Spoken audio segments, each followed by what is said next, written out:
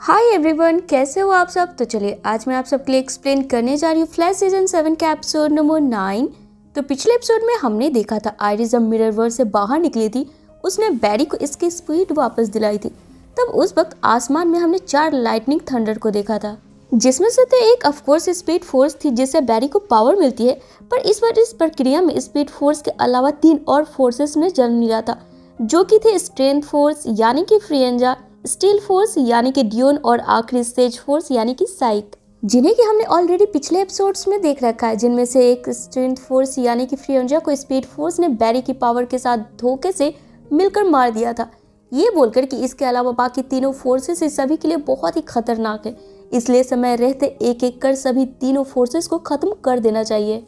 तो चलिए फ्रेंड्स, इसी के साथ अब हम बढ़ते हैं अपने आज की वीडियो की तरफ, जो कि है एपिसोड नंबर 9, जिसकी शुरुआत वहीं से होती है जहां हमने पिछले एपिसोड को खत्म करा था, जब स्पीड फोर्स ने धोखे से फ्रियंजा की जान ले ली थी।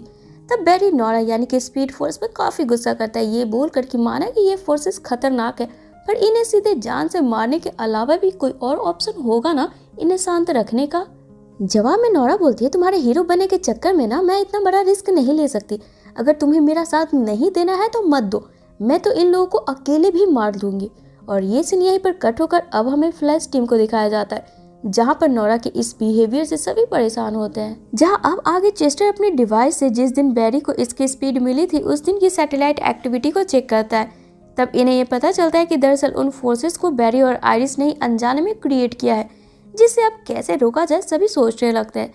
तो ही अब इधर से इसको कैमेलिया से मिलने जीटर आता है और कैमेलिया को एक खास किस्म का कैमरा देता है, जिससे कि कैमेलिया के आसपास जब भी वे फोर्सेस आएंगे ये उसे इजीली पहचान सकेगी इस कैमरे के जरिए। क्योंकि कैमेलिया कल अपने एक काम के सिलसिले में सिटी से बाहर जा रही होती है, सिस्को बस कैमेलिया के लिए फिक्रमंद हो रहा होता है।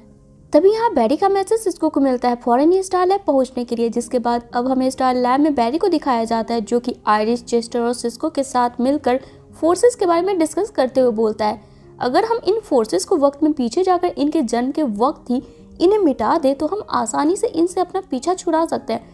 पर बैरी की इस बात से आयरिस एग्री नहीं होती है, क्योंकि आयरिस को कहीं ना कहीं ऐसा लग रहा था जैसे एक तो वक्त में पीछे जाकर छेड़छाड़ करना अच्छा नहीं है, और दूसरा इन फोर्सेस को खत्म करने से पहले ना एक बार इनसे बात करके देखना चाहिए, शायद वे अपना एविल मोटिव छोड़ दे। जिस पर बैरी बोलता है, अगर हमने इन्हें जाने दिया तो नोरा तो वैसे भी इन्हें छोड़ने वाली नहीं है, और जो नोरा ने एलेक्सा के साथ किया ना उसके बाद तो मैं उससे बात तक नहीं करना चाहता। जिसे सुन आयरिस यहाँ से निकल जाती है, ये बोल कर कि माफ करना, पर तुम जो प्लान कर रहे हो ना मैं इस बार उसमें तुम्हारा साथ नहीं दे पाऊंगी।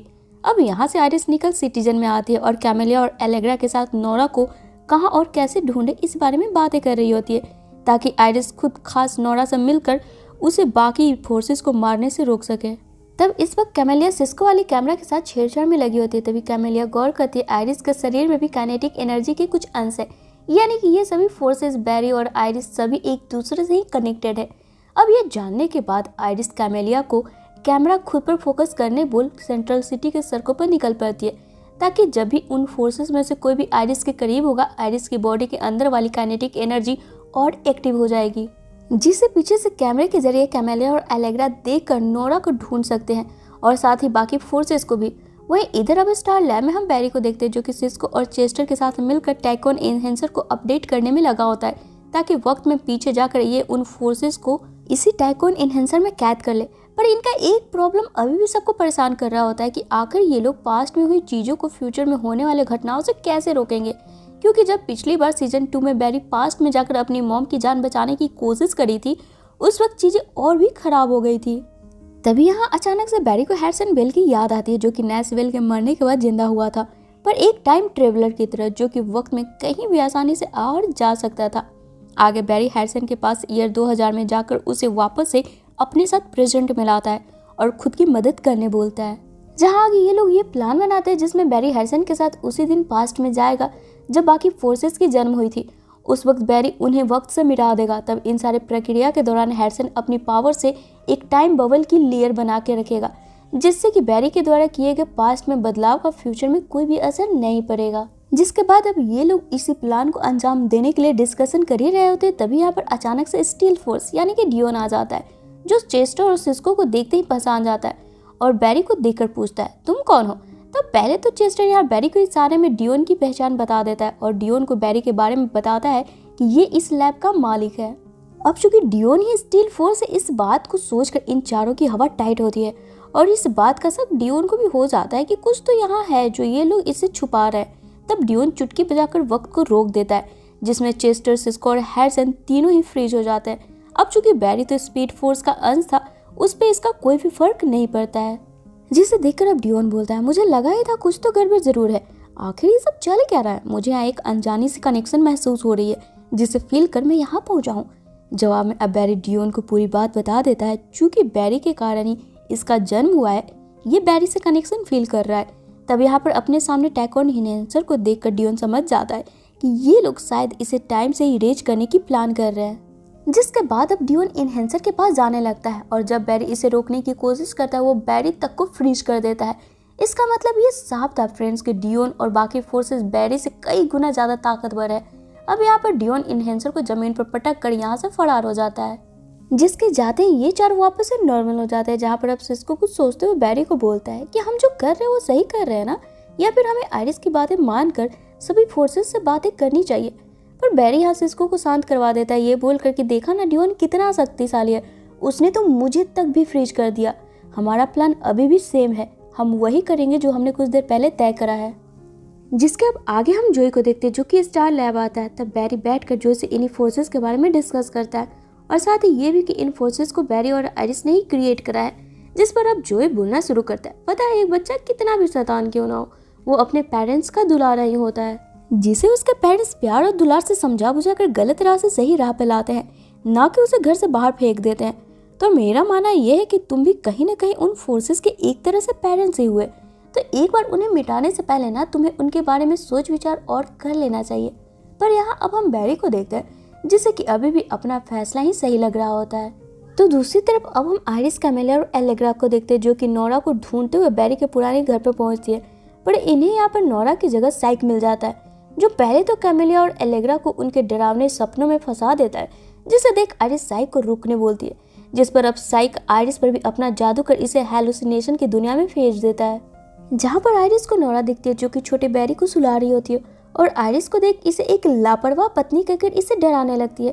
अब चूंकि आइरिस तो पहले से ही साइक से वाकिफ थी, वो खुद को कंट्रोल करते हुए साइक द्वारा दिखाए हेलुसिनेशन से बाहर निकलती है और साइक को समझाने की कोशिश करती है कि इसका एक दूसरे से एक गहरा कनेक्शन है।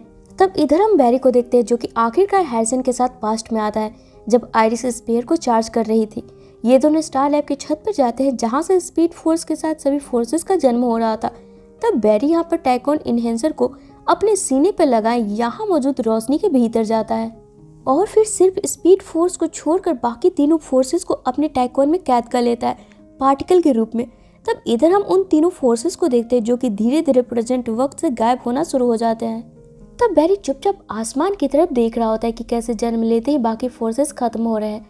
अब ये देख बैरी को ऐसा लगने लगता है जैसे कि ये किसी की हत्या कर रहा है और साथ ही इसे आइरिस, जोई और सिस्को की बातें याद आने लगती है। तब बैरी अब यहाँ पर अपना डिसीजन बदलते हुए इन फोर्सेस को वापस से आजाद कर देता है। तो इधर अब साइक से डरकर आइरिस, कैमेलिया और एलेग्रा भी वहां से भाग निकलती हैं। तो अब बैरी हैरिसन के साथ वापस से प्रेजेंट में आ जाता है। तब बैरी के इस डिसीजन से सभी सहमत होते हैं।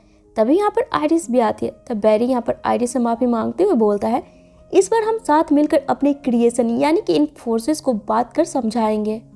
तभी यहाँ पर कैथलीन सभी को एलेक्सा के पास बुलाती है जिसके शरीर में कुछ देर पहले कुछ हलचल हुई थी। तब बैरी ये समझ जाता है कि जब बैरी ने दोबारा सभी फोर्सेस को आजाद किया, एलेक्सा भी अब जिंदा हो चुकी है, जिससे कि यहाँ आइरिस, बैरी अपने काइनेटिक एनर्जी के जरिए वापस से पहले की तरह नॉर्मल कर देते हैं। तो दूसरी तरफ अब अपना काम खत्म कर हैरिसन भी वापस से अपनी पत्नी टेस के पास लौट जाता है, जिसे देखकर अब सिस्को कुछ सोचते हुए कैमेलिया को बोलता है इसे भी अपनी आगे की जिंदगी सिर्फ कैमेलिया के साथ बितानी है, इसलिए सिस्को सेंट्रल सिटी छोड़ने का मन बनाता है। तो ही अब एपिसोड के आखिर में हम नोरा को देखते हैं जो कि आखिरकार डियोन यानी कि स्टील फोर्स को ढूंढ ही निकालती है और इसे मारने के लिए अपना हाथ ऊपर करती है। और इसी के साथ ये एपिसोड यहीं पे खत्म हो जाती है। तो फ्रेंड्स, इस आगे की स्टोरी देखने के लिए ना आप हमारे साथ यूं ही बने रहे। साथ ही अगर आपको ये वीडियो पसंद आया हो तो इसे लाइक और शेयर करना बिल्कुल ना भूलें।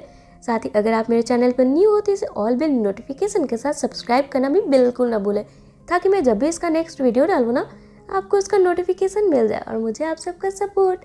तो चलिए फिर मिलते हैं अपने नेक्स्ट वीडियो में। Till then take care and bye bye.